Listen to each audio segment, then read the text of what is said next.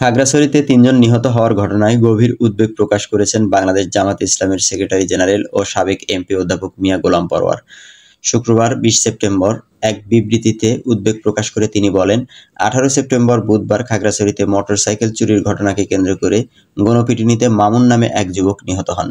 এই হত্যাকাণ্ডের ঘটনার প্রতিবাদে ১৯ সেপ্টেম্বর বৃহস্পতিবার খাগড়াছড়ির দীঘিনালা কলেজ থেকে একটি বিক্ষোভ মিছিল বোয়ালমারী বাজার অতিক্রম করার সময় ইউডিএফ মূল এর সন্ত্রাসীরা মিছিলের উপর হামলা করে ও ২০-৩০ রাউন্ড গুলি ছোড়ে। এই ঘটনার জেরে বিক্ষুব্ধ জনতা বোয়ালমারী বাজারের কয়েকটি দোকান পুড়িয়ে দেয়। একই রাতে ১৯ সেপ্টেম্বর খাগড়াছড়ি জোনের একটি টহল দল রাত ১০:৩০টায় একজন মুমূর্ষু রোগীকে স্থানান্তরের সময় খাগড়াছড়ি শহরের স্বনির্ভর এলাকায় পৌঁছালে অবস্থানরত উত্তেজিত জনসাধারণ ইউডিএফ এর মূল নেতৃত্বে বাধা সৃষ্টি করে। একসময় ইউডিএফ এর সন্ত্রাসীরা সেনাবাহিনীর টহল দলের সদস্যদের উপর গুলি করে এবং আত্মরক্ষার্থে সেনাবাহিনী পাল্টা গুলি চালায়। এই গোলাগুলির ঘটনায় ৩ জন নিহত এবং কয়েকজন আহত হয় বলে জানা যায়। তিনি আরো বলেন, এই অনাকাঙ্ক্ষিত ঘটনায় দেশে উদ্বেগ তৈরি হয়েছে।